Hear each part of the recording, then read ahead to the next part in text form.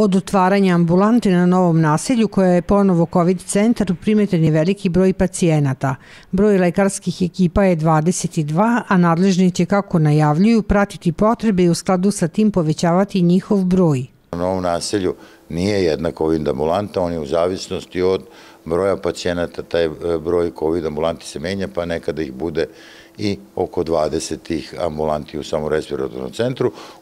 I shodno broju pacijenata koji se tu javlja, mi menjamo taj broj ambulanti. S obzirom da prethodnih dana smo svedoci znatnog povećanja broja naših sugrađana koji se javljaju u respiratorni centar na Novo naselje, mi smo odlučili ceo, to je na svih svojih gotovo 5000 kvadrata, bude pretvoren u respiratorni centar sa znatno povećanjem brojem angažovanog medicinskog osoblja.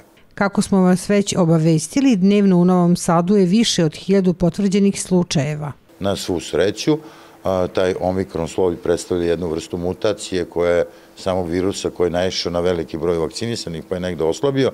Imamo glavobolje, imamo uglavnom jednodnevno, eventualno dvodnevno povišenje telesne temperature, curenje nosa, malaksalost i to traje nekoliko dana. Dosta veliki broj je oni koji kroz sam proces infekcije ili lečenja prođu gotovo bez simptoma sa vrlo, na svu sreću, izuzetno blagom kliničkom slikom. Specijalistička služba i stomatologija se iz ovog objekta preraspoređuju u druge ambulante. Radno vreme COVID centra je od 7 do 22 sata.